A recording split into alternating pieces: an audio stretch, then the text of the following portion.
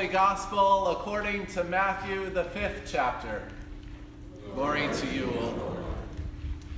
Jesus said to the disciples, "You have heard that it was said to those of ancient times, 'You shall not murder,' and 'Whoever murders shall be liable to judgment.'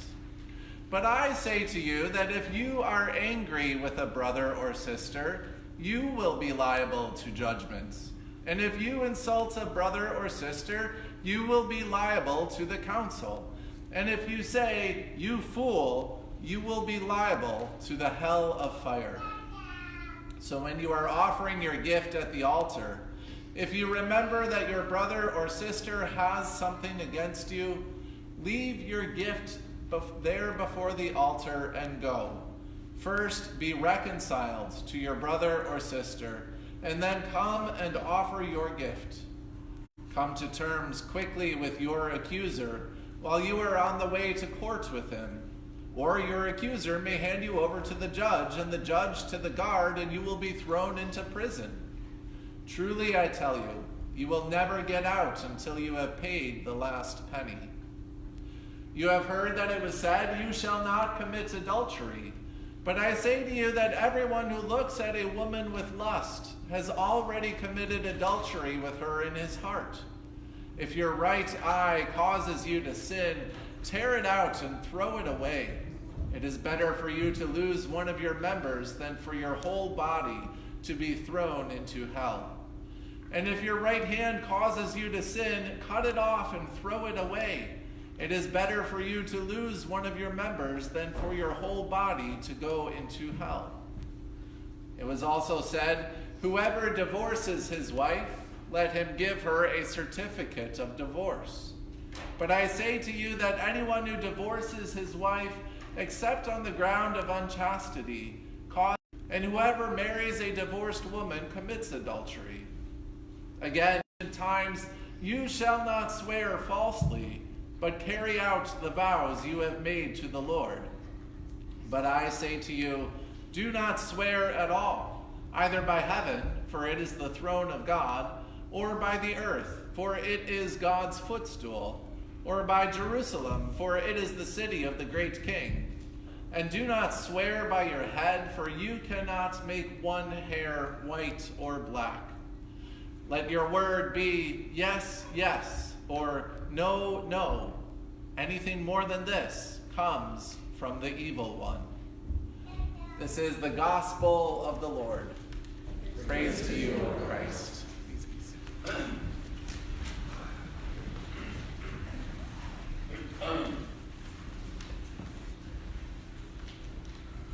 Well, today we hear Jesus talking about 4 big things: about murder, adultery, divorce, and swearing an oath.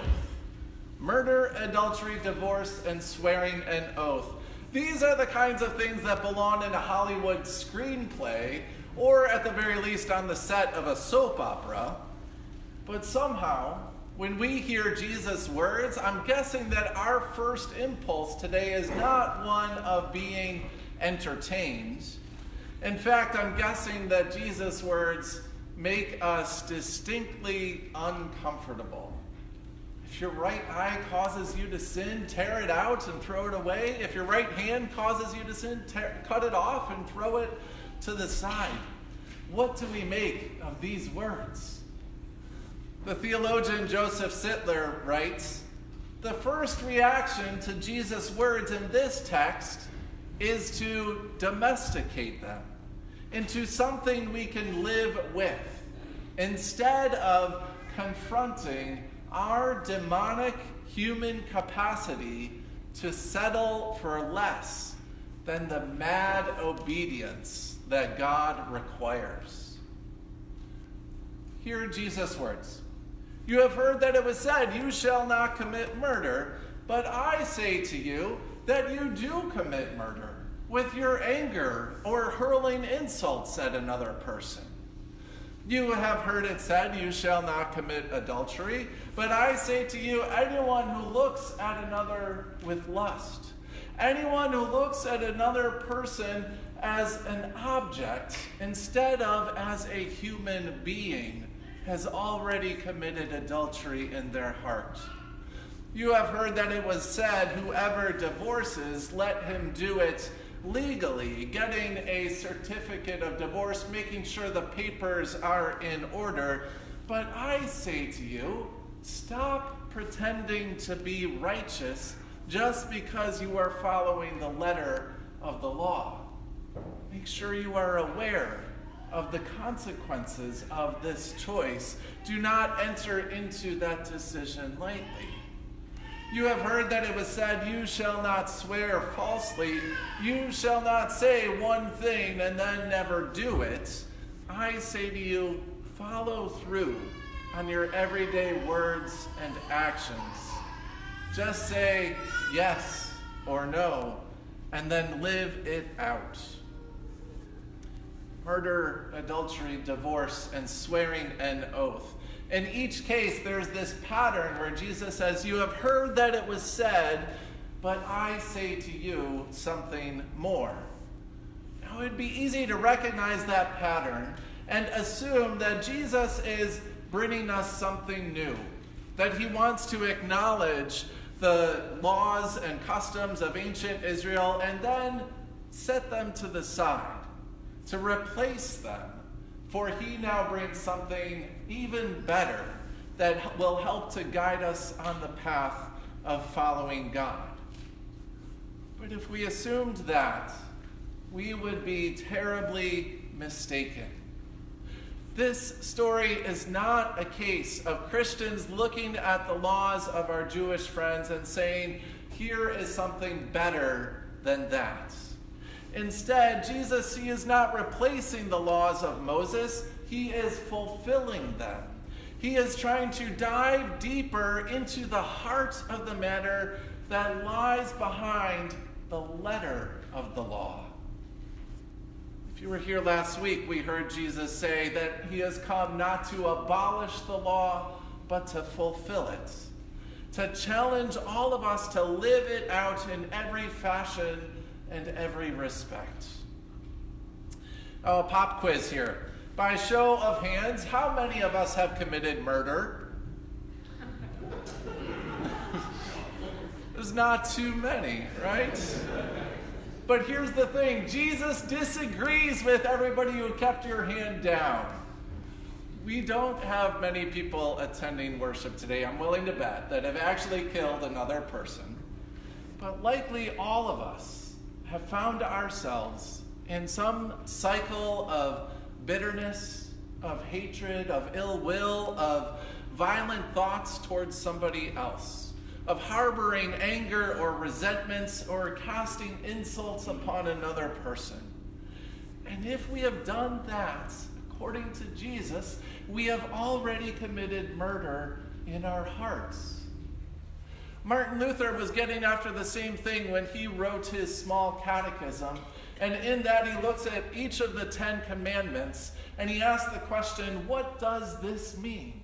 So for this commandment, you shall not murder, he asks, what does this mean? And we feel like we can do that. We can manage not to kill another person. But then he says it means this, that we should fear and love God so that we do not hurt or harm our neighbor in their body, but help and support them in every need. There's both something we should not do. We should not hurt or harm another person's body. Usually we can manage that. But there's something that we are called to do as well, to help and support them in every need. We can't always live up to that. And when we fail in those efforts, we break that commandment. If not the actual letter of the law, then at least in spirit. So I ask again, how many of us are murderers? It would be all of us, I'm willing to bet. Here's the thing. Time and time again throughout the Bible, God is seeking to get the people's attention, seeking to wake them up, to shake them out of their tried and true habits, to make sure that we don't turn the Bible into an idol, or to make sure that we don't turn a worship service into the thing that we bow down to. Because the worship service and the Bible, they point to God. They point to the heart of the matter. God wants our hearts. God goes so far as to say through the prophet Amos, I hate and I despise your festivals and your worship services because they mean nothing if you come to worship and then you go out into the world and you fail to care for the poor. They mean nothing if you come to worship and then on your Monday commute you start yelling and cursing at the person who has cut you off. It led one more contemporary Christian composer, his name is Matt Redman, about 20 years ago, to write a song called The Heart of Worship. In that song, people sing this, I'll bring you more than a song. For a song in itself is not what you have required. You search much deeper within. Through the way things appear, you're looking into my heart. I'm coming back to the heart of worship, and it's all about you. It's all about you, Jesus. I'm sorry, Lord, for the thing that I've made it. It's all about you. Getting to the heart of the matter. In those words, we hear confession. We hear an acknowledgement of sin, of wrongdoing, of the ways that we have failed to line up our words or our faith or our worship with our actions in the world. Jesus asks us to go deeper, and we know we will fall short. But that is no reason to despair, because we try again and again. And we know that God is slow to anger and abounding in steadfast love. We know that God readily offers forgiveness to a repentant heart. We know that God's love is stronger than our own hypocrisy. And even more, as we realize the ways that we fall short, as we rely entirely upon our need for God's forgiveness, we also contemplate the impact of Jesus' words. Picture the crowd that would have gathered around Jesus for the Sermon on the Mount. Who is there? It is not the rich and the wealthy and the powerful. Instead, it is those that don't have any extra food to spare. It is those without a steady job. It is the sick and the suffering and the infirm. It is the woman whose husbands divorced them out of convenience, leaving them without any social safety nets to fall back on. That's what Jesus was driving at with that divorce passage, not to make us feel guilty about divorce, but more to guard and protect the women who were adversely impacted by the men who would just do it out of a spirit of their own choice or convenience. It is the ones who wonder if they have the wrong gender or the wrong body or the wrong skin color. The ones who feel like they don't fit in, the ones who are on the outside, the ones who wonder if I can really make a difference in the world. It is the poor and the outcast and the forgotten and the insignificant. And if we have a gospel that truly cares about the poor, then we have to ask the question, how are Jesus' words, the words we heard today, how are they good news for them, for us? For the poor and the forgotten. Even if his words sound harsh or demanding to us with privilege or security, we can recognize the power that they have to give dignity and worth to others, to women whose husbands have left them, to those who are victims of anger or insults, to those who have been adversely impacted by somebody making a promise and then not keeping it. Scholar Joy Moore writes, Jesus subverts our ideas of what it means to be safe and secure by calling us to a peculiar way of living that is utterly dependent on God. Jesus' listeners are able to hear his absurd expectations because they have experienced his incredible assistance. And this is no campaign speech of empty promises.